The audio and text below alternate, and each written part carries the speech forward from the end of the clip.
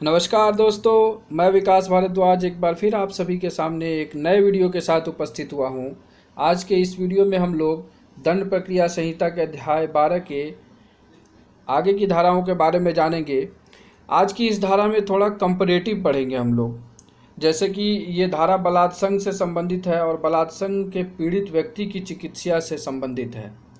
तो ये चीज़ हम देखेंगे इसमें कि बलात्संग से पीड़ित व्यक्ति के चिकित्सीय परीक्षा और बलात्संग के अपराधी व्यक्ति के चिकित्सीय परीक्षा में क्या कुछ अंतर है और क्या कुछ समानताएं हैं, उसके बारे में हम लोग डिस्कशन करेंगे। वीडियो को अंत तक देखिएगा, काफ़ी रोचक और ज्ञानवर्धक वीडियो बनाया गया है।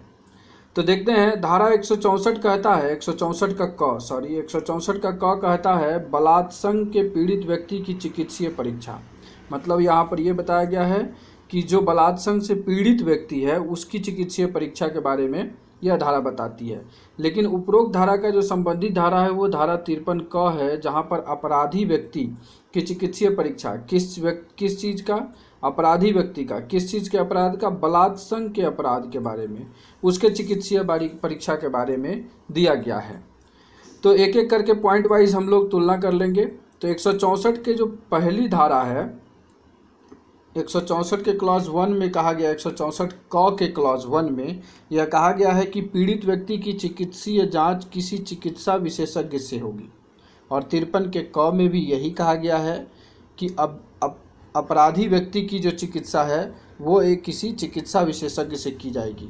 लेकिन वहाँ पर एक दूरी दी हुई है कि अपराध के वो जो है 16 किलोमीटर के दायरे के अंदर में जो है, वहाँ पर ये थोड़ा सा स्पेसिफिक किया गया है।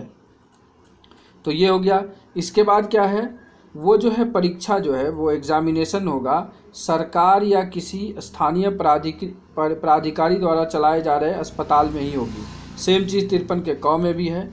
नियोजित रजिस्ट्री की चिकित्सा व्यवसायी द्वारा, ये भी 53 के क में है।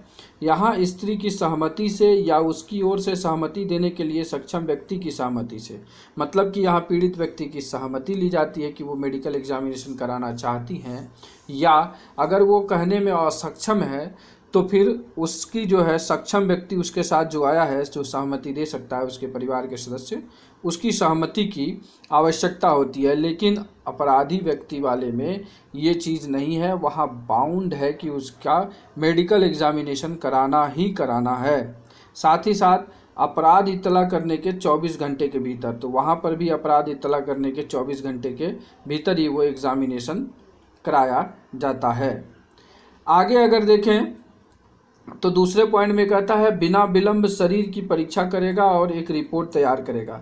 जब स्त्री सहमति दे देती है तो उसके बाद जो है उसका एक रिपोर्ट तैयार किया जाएगा। ठीक उसी प्रकार से 53 के क में भी अपराधी व्यक्ति का भी परीक्षण किया जाएगा उसके शरीर का, और उसका भी एक रिपोर्ट तैयार किया जाएगा। रिपोर्ट में जो पॉइंट हैं सेम 53 के क और 164 के क में सेम है। यहाँ पर नाम किसका, उस स्त्री का नाम या उसको जिस व्यक्ति ने लेकर के आया है उसका, दोनों का नाम और पता, और आयु, डीएनए प्रोफाइल करने के लिए पीड़ित के शरीर से ली गई सामग्री, पीड़ित के शरीर पर क्षति का कोई चिन्ह, इंजुरी जो हो।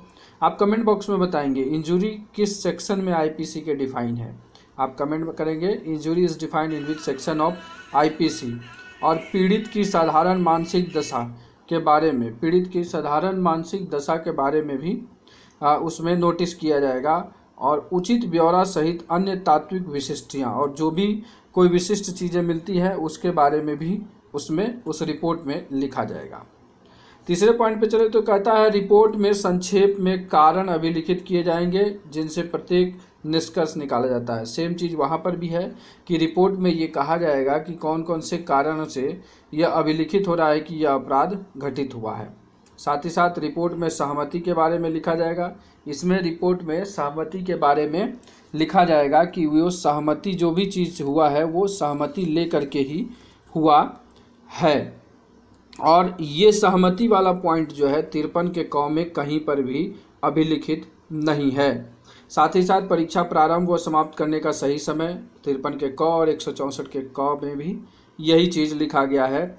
और ये छठा पॉइंट जो है, रिपोर्ट बिना अविलंब जो है अन्वेषण अधिकारी को सुपुर्द किया जाएगा। वो 173 में निर्दिष्ट धारा 5 के खंड क के तहत उस दस्तावेज को भेजेगा। तो धारा 173 में जो है रिपोर्ट सबमिट करता है पुलिस अधिकारी अपने इन्वेस्टिगेशन का। उसमें यह लिखा गया है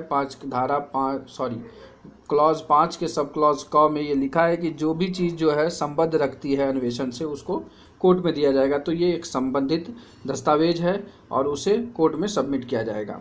और जो 7वां पॉइंट है, ये कहा गया है कि इस धारा की किसी बात का अर्थ यह नहीं लगाया जाएगा कि उस पीड़ित व्यक्ति या उसकी ओर से सहमति देने के लिए सक्षम किसी व्यक्ति की सहमति के बिना किसी परीक्षा को विधिमान्य बनाती है। मतलब कि कोई भी ऐसा पॉइंट क्लॉज नहीं है, इसमें जो भी क्लॉज है सारे क्लॉज सहमति से किए गए हैं, यह इसमें माना गया है और ये पॉइंट 53 के क में नहीं है। स्पष्टीकरण में यह कह रहा है कि परीक्षा और रजिस्ट्री की चिकित्सा व्यवसायी क्या वही अर्थ होगा जो धारा 53 में वर्णित है। मतलब कि जो दोनों जगह जो है ये सारे दोनों पॉइंट जो एग्जामिनेशन है दैट मीन्स बलात्संग के परीक्षा करना है, साथ ही साथ रजिस्ट्री की चिकित्सा व्यवसायी जो है ये भी क्लॉज दोनों जगह सेम है। तो आज हम लोगों ने एक नए विधि से तुलनात्मक तौर पर जो है 164 क धारा को पढ़ा है। तो आशा करता हूँ वीडियो अच्छा लगा होगा। अच्छा लगा तो लाइक करिएगा, साथ ही साथ चैनल पे पहली बार आए हैं तो सब्सक्राइब जरूर करिएगा। वीडियो को ध्यानपूर्वक देखने के लिए आप सभी का प्रेमपूर्वक धन्यवाद।